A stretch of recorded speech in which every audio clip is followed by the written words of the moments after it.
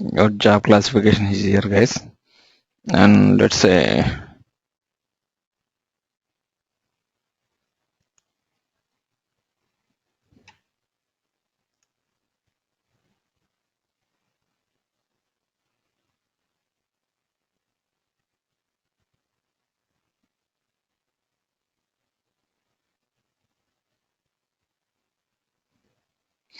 and there is no association to any other entity here. It should come up automatically, guys.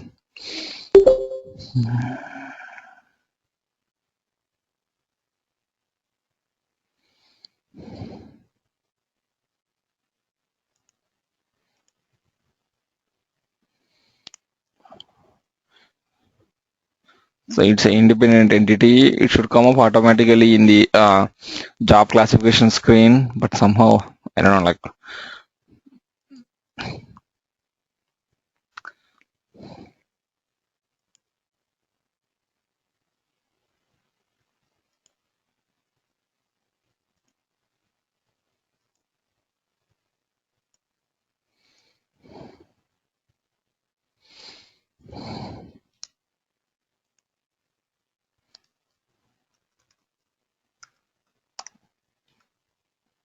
just give me a try, guys. Otherwise, I'll move on.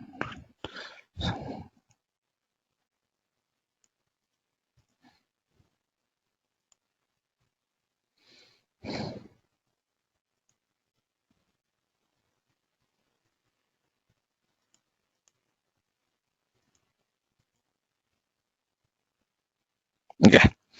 Now we see here.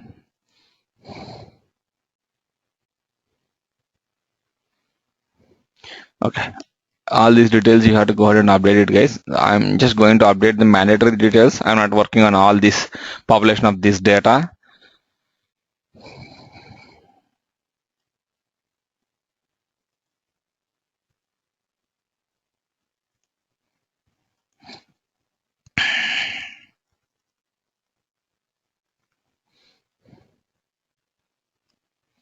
And basically, you are assigning all the required details, guys. What the time details, the compensation in the new assignment, and all these details you are populating on the screen, like when you are doing concurrent employment or adding a new assignment to the employee, which is going to be like he is working under both the companies. So you have to populate the required details for the new company that you are doing the concurrent employment for this employee, guys.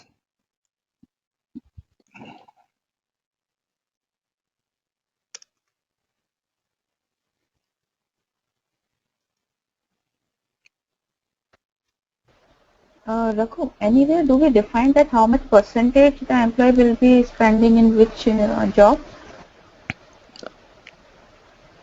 You have time information somewhere here, guys.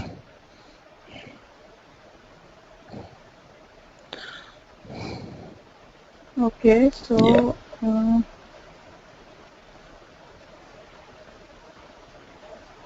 And here you can see whether he is a full-time to this company or he is full-time to the other company. You can go ahead and populate those things. so we can say no here, but still, do we define percentage? Percentage. I mean, why I'm asking is because in SAP we have that whether on this position the employee is full-time or not. Correct.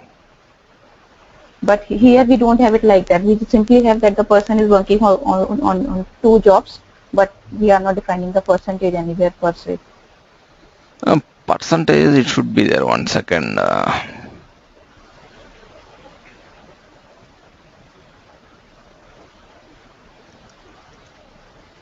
Yeah, you can see here shift percentage, shift core, shift rate. Well, I might not have brought up to the visible mode for that particular field, but it should be there. I don't like who asked this question, but it should be there, guys.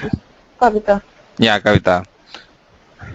Okay. Yeah, it is there. Even if it is not there, right? Yes, you can go ahead and add the field to this job information object. Yes, it will auto populate, and you can update the percentage field, Kavita. Okay. But as far as the number, it is there. Fine, I'll check. Yeah. Thanks. Okay.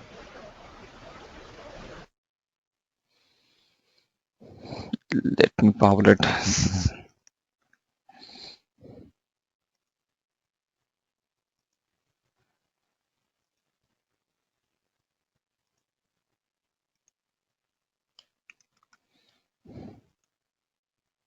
Okay,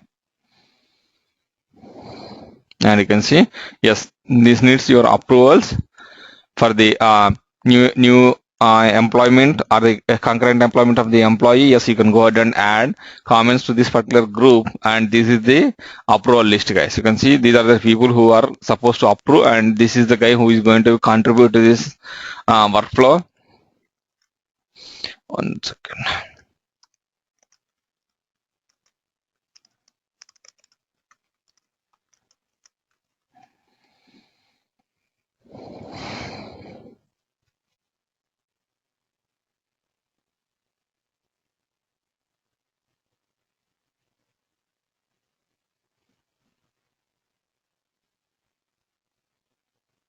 Yeah, so this is how you are going to assign a new employment for the existing employees, guys.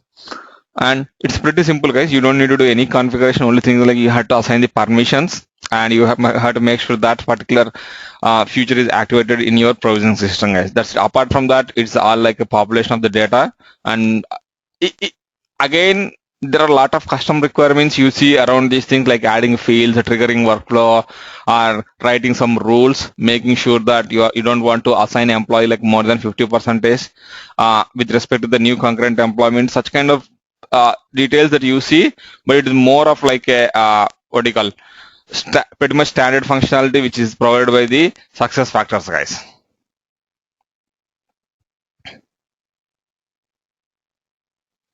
And you can, so once everything is approved, let's say I'm going to approve that particular assignment. Do you remember, guys, who is the employee, who is the approver here?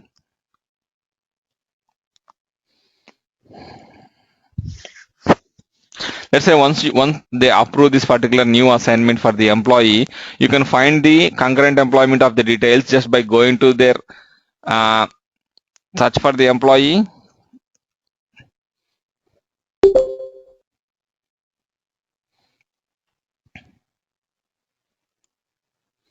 And here itself you can see this is the current assignment, right? And you can see one more assignment coming up here as a drop down list. One is like right now it is a consultant, and the new assignment whatever we assign, right, you'll see is the drop down list, guys. Both the assignments you see here, guys. One is the current assignment and another is the new assignment, that whatever we assign to the employee, guys. Let me see for another employee.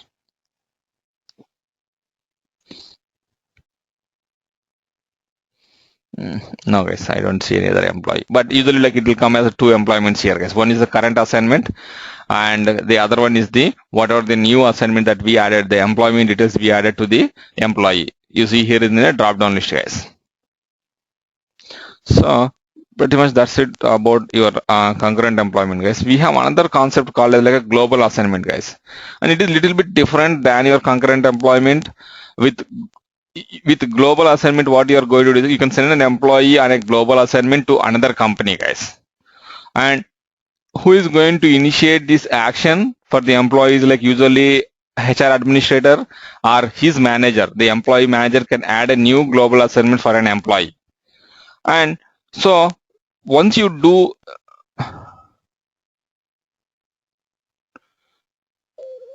so you are not able to hear me? Yeah, now it's okay. Sorry, now it's okay. Yeah, okay, cool. Yeah, so once once basically like your HR administrator or the manager assigned a global assignment, which basically like he's doing an active global assignment to you. You have like one company called as one home company, another called as like a one host employment for the employee, guys. Home is nothing but the current assignment or the current company that you are working for, and the host employment is nothing but where you are being transferred in the organization, guys. Usually it is like a new company. And so under these things, once basically like your global assignment will have the start date and end date. Yes, you can go ahead and populate the start date and end date. And most of the cases what happens, like you have a requirement to auto end the global assignment, guys.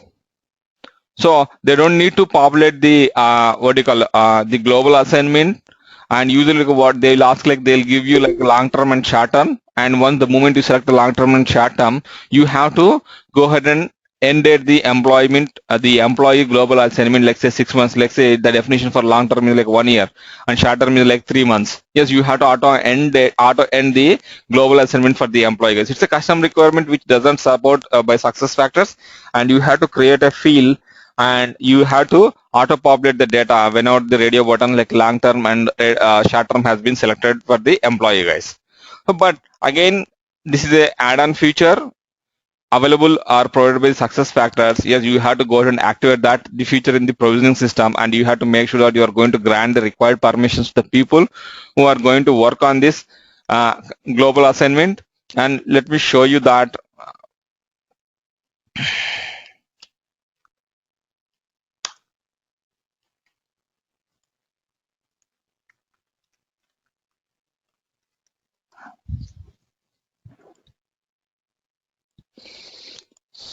One second, guys. Once you go to the company settings, sorry guys, it's not concurrent employment, it is called something called like global assignment. Yeah, you can see here enable global assignment, guys.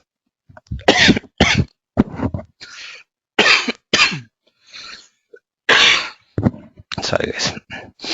Yeah, this is the feature that you need to activate in your provisioning system, guys. Make sure that you activate that. And there is one more HRIS element that you are supposed to add to the data model, guys, which used to be like an optional thing. I mean, say by default it is not available in your section data model, but yes, with 48 release, this particular HRIS element called as global assignment is by default available to you, guys. Let me show you what it is. It should be like ideally available in all the latest data models, guys.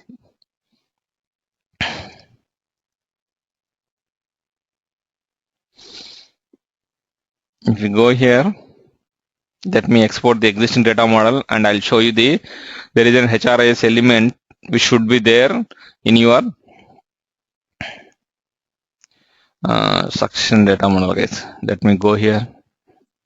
And we don't need to do anything, guys. I'm just showing that if at all that is not there, right, it doesn't work, guys. Your global assignment doesn't work properly.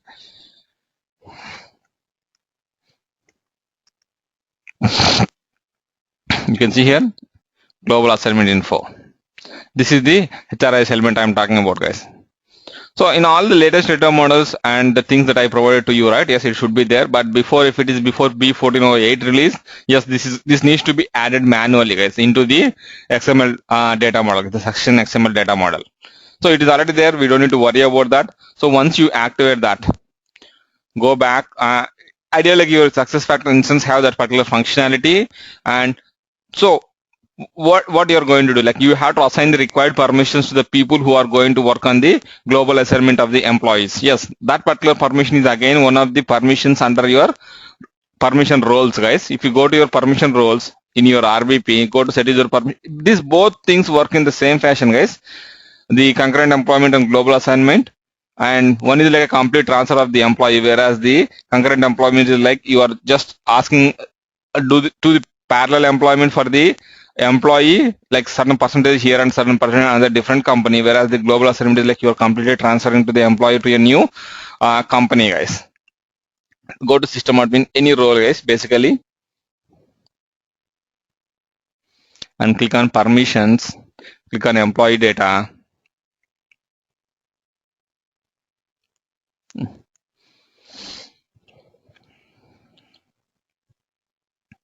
Let me search for that, guys.